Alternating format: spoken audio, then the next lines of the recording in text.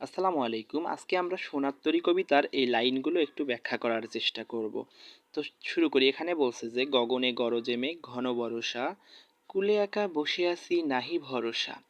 এই লাইন দুইটি দ্বারা আমরা বুঝতে পাই যে এই কবিতার মূল বিষয়টুকুই লুকিয়ে রয়েছে এই লাইনের মধ্যে।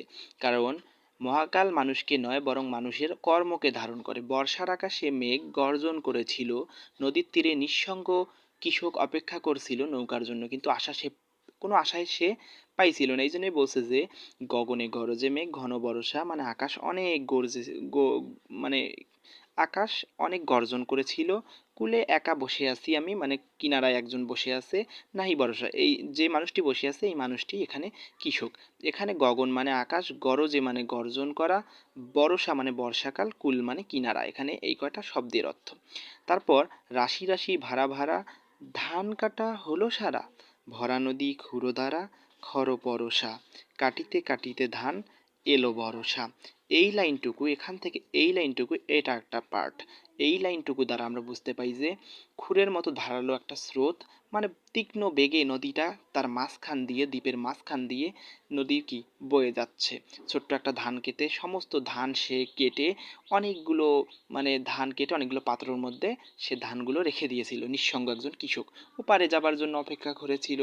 কিন্তু কিন্তু তিনি অপেক্ষা করার পরেও কোনো নৌকা আসতে ছিল না। তাই এই জন্যই বলা হয়েছে যে কৃষক একজন শিল্পী বা স্রষ্টা, তার শিল্প সম্ভার নিয়ে একা মহাকালের কালো স্রোতে দাঁড়িয়ে আছেন।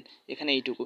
এখানে যদি আমরা কয়েকটা শব্দের অর্থ পাই তাহলে দেখবো আমরা ভরসা আছে, কুলে একা বসে, এই যে কাটিতে কাটিতে ধান এলো বরষা, এখানে আছে আমরা পাবো যে ভরসা মানে নির্ভর, রাশি রাশি, রাশি রাশি, রাশি রাশি মানে তোমার স্থপুঞ্জ করে রাখা, ভাড়া ভাড়া মানে ভাড়া অর্থ ধান রাখার পাত্র, ভাড়া ভাড়া মানে ধান রাখার পাত্র, এবং ক্ষুরধারা মানে ধারালো, ক্ষুরধারা মানে ধারালো, এবং খরপরশা মানে ধারালো বরষা, খরপরশা মানে ধারালো বরষা, আমি মানে সাধারণ অর্থে কৃষক, এবং কাটিতে কাটিতে ধান এলো বরষা মানে ধান কাটতে কাটতেই বর্ষাকাল চলে আসলো, এটা বুঝাইছে।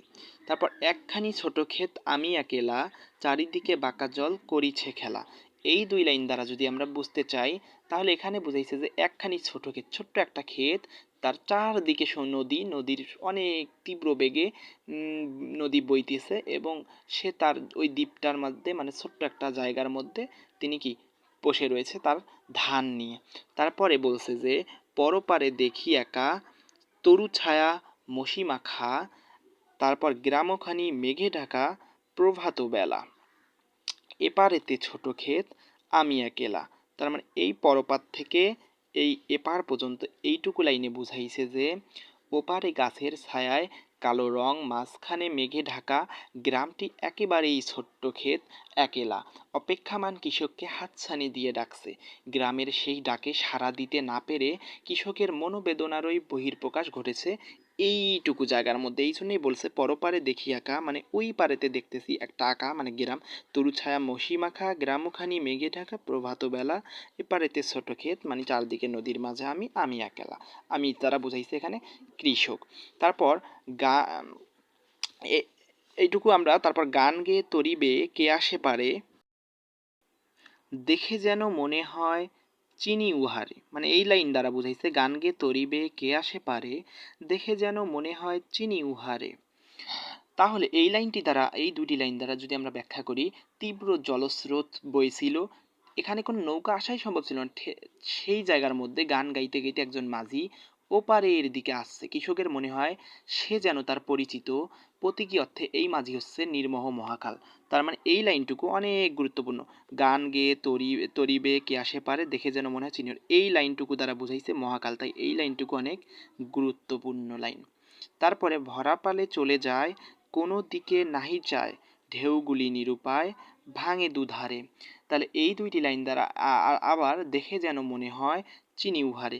আমরা এই পুরো লাইনটুকু দ্বারা আমরা যদি বুঝি তাহলে নিরাসক্ত এই মাঝি কোনো দিক না তাকিয়ে নৌকা বয়ে সামনে এগিয়ে যায়, মানে প্রবল স্রোতে তার কোনো ভয় লাগছিল না, এমনভাবে সে নৌকা চালাচ্ছিল গান গেতে গেতে, মানে দেখে যেন মনে হচ্ছিল সে একজন মহাকালের, মানে কোনো তার ভ্রুক্ষেপ নেই। এই আগন্তুক মাঝিকে কৃষকের চেনা মনে হয়, কবির কাছে মহাকালের প্রতীক হিসেবে এই মাঝিকে মনে রাখে এবং তার মনে কবির মনে কোনো সংশয় নেই যে ইনি মহাকালের প্রতীক। ওগো তুমি কোথা যাও কোন বিদেশে, বারেক ফিরাও তরি কুলেতে এসে। আমরা যদি এই দুই লাইনটুকু ব্যাখ্যা করি তাহলে আমরা দেখতে পাই যে মাঝিকে কৃষক ডাক দিচ্ছেন যেন ওপারে তীরের কাছে নৌকা নিয়ে আসেন।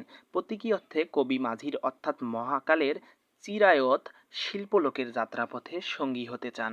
এখানে চিরায়ত শিল্পলোকের স্থান পাবার জন্য কৃষকরূপী কবির আকাঙ্ক্ষা ফুটে উঠেছে এই দুই লাইনটুকুর মধ্যে। তারপরে আমরা যদি পরের লাইনটুকু দেখি, যেও যেথা যেতে চাও, যারে খুশি তারে দাও, শুধু তুমি নিয়ে যাও ক্ষণিক হেসে আমার সোনার ধান কুলেতে এসে। এখন এই যে আমরা এইটুকু দিয়ে যদি আমরা বুঝতে চাই তাহলে কৃষক মাঝিকে আহ্বান করে বলেছেন তীরে এসে তার জীবনের সম্পদ, তার সোনার ফসল, সে নদীর মাঝেই সোনার ফসল নিয়ে বসেছিল, তার সোনার ফসলগুলো যেন নৌকায় তুলে নেয়ার জন্য নিয়ে যায় এই মাঝি, মহাকালের প্রতীক। তারপর মাঝি যেদিকে ইচ্ছা সেদিকে গিয়ে যা খুশি তাকে তাই নিক। কিন্তু প্রতীকী অর্থে কবিতার সমস্ত জীবনের সৃষ্ট শিল্প সম্ভার মহাকালের চিরায়ত শিল্পলোকে ঠাঁই দেবার আকাঙ্ক্ষা ব্যক্ত করেছেন এই লাইনগুলো দিয়ে। তারপরে কবি দেখো বলছে, যত চাও তত লও তরণী পরে, আর আছে আর নাই দিয়েছি ভরে। এখন এই দুই লাইন দিয়ে আমরা যদি বুঝতে চাই কৃষক তার সমস্ত জীবনভর অক্লান্ত পরিশ্রম, মানে যত চাও তত লও তরুণী ভরে, মানে কৃষক তার জীবনের সমস্ত পরিশ্রম, যত সম্পদ গড়ে দিয়েছিলেন অর্থাৎ ধান উৎপাদন করেছেন তার সবই নৌকার স্তরে স্তরে সাজিয়ে রাখলো। কবিতার সমগ্র জীবনের সমস্ত শিল্পকর্ম মহাকালের খরস্রোতা নদীতে ভেসে আসার তড়িৎরূপী চিরায়ত শিল্পলোককে তুলে দিলেন মানে ওই মাঝির নৌকায় তুলে দিলেন। এখন পরবর্তী লাইনগুলো দিয়ে আমরা যে বুঝতে চাই, এতকাল নদীকূলে জাহাল হয়ে সিনু ভুলে, সকলই দিলাম তুলে থরে ভিতরে। মানে এই 4 লাইন দ্বারা কবি এখানে বুঝাইছে খুব একটা গুরুত্বপূর্ণ লাইন এই লাইনটুকু, যে কবি তার সারা জীবনের যত অর্জন যত উৎপাদন সব কিছু নৌকার মাঝিকে তুলে দিলেও তারপরে এই লাস্টের লাইনটুকু দ্বারা বুঝাইছে এখন আমারে লহ করুণা করে, মানে তার জায়গা হচ্ছিল না সব কিছু তুলে দেওয়ার পর। তাই এখানে মাঝি করুণা করে বুঝাইছে যে আমি প্রার্থনা করতেছি মাঝির কাছে যে আমার জন্য একটু জায়গা রাখো। ঠাই নাই ছোট সে তরি, আমারই সোনার ধানে গিয়েছে ভরি। মানে এখানে বোঝানো হয়েছে যে মহাকালের প্রতীক হিসেবে মাঝিকে দেখানো হয়েছে। তার মহাকালের ওই মাঝির নৌকার মধ্যে তার কবির শুধু মহৎ কাজ, মানে সে উৎপাদন করেছিল না, ধান উৎপাদন করেছিল, ওই তার শিল্পকর্ম বা উৎপাদনগুলোকে, তার মহৎ কাজগুলোই শুধু ওই মহাকালের প্রতীক মাঝির সেই গল্পে, মানে মাঝির সেই নৌকার মধ্যে ঠাঁই হয়েছিল। কিন্তু ব্যক্তি ব্যক্তি কৃষকের সেই জায়গায় ঠাঁই হয়নি। মানে এখানে বোঝানো হয়েছে যে মানে একজন মানুষ সাপোজ সে তার মহৎ কিছু কাজ করছে জীবনে, কিন্তু সে মারা যাওয়ার পর তার কি দুনিয়াতে ঠাঁই হয় নাই, পৃথিবী থেকে সে চলে গেছে। মানে এই জন্য বোঝাইছে যে ব্যক্তি নিজেরও ঠাঁই হয় না, তার মহৎ কাজগুলোই শুধু থেকে যায়। তারপর বুঝাইছে, শ্রাবণ ও গগন ঘিরে ঘন মেঘ ঘুরে ফিরে, শূন্য নদীর তীরে রহিনু পরি, যাহা ছিল নিয়ে গেল সোনারি তরি। মানে এই লাইনটুকু দ্বারা বুঝাইছে কৃষকের সোনার ধান নিয়ে নৌকা চলে যাওয়ার পর শ্রাবণ মাসে তীব্র বৃষ্টি বজ্রপাত দিনরূপী ছোট্ট ধান খেতে নদী গর্ভে বিলীন হয়ে যাবার আশঙ্কার কৃষকের মৃত্যুর অপেক্ষা করছিল। প্রতীকী অর্থে মৃত্যু শাশ্বত বা অনিবার্য, মৃত্যু তো হবেই, সময়ের আবর্তনে মানুষ মারা যায়, কিন্তু সেই মানুষের কর্ম বা তার ভালো কর্ম এগুলো নেই থেকে যায় পৃথিবীতে। মহাকালের কালো গ্রাসে মানুষের শারীরিক অস্তিত্বের বিলীন হলেও বেঁচে থাকে তার মহৎ কর্মগুলো। তো এই ছিল আজকে সোনার কবিতার লাইন বাই লাইন ব্যাখ্যা। তো তোমাদের যদি মানে ভিডিওটা ভালো লাগে তাহলে চ্যানেলটি সাবস্ক্রাইব করিও, কারণ নতুন নতুন এরকম ভিডিও তখন পাবা। আর লাইক দিও, আর কমেন্টে জানাইও যে কেমন হয়েছে, কোনো ভুল ত্রুটি থাকলে ওটাও কমেন্টে জানাইও যে এইটুকু ভুল হয়েছে। তো আসসালামু আলাইকুম, ভালো থাকো।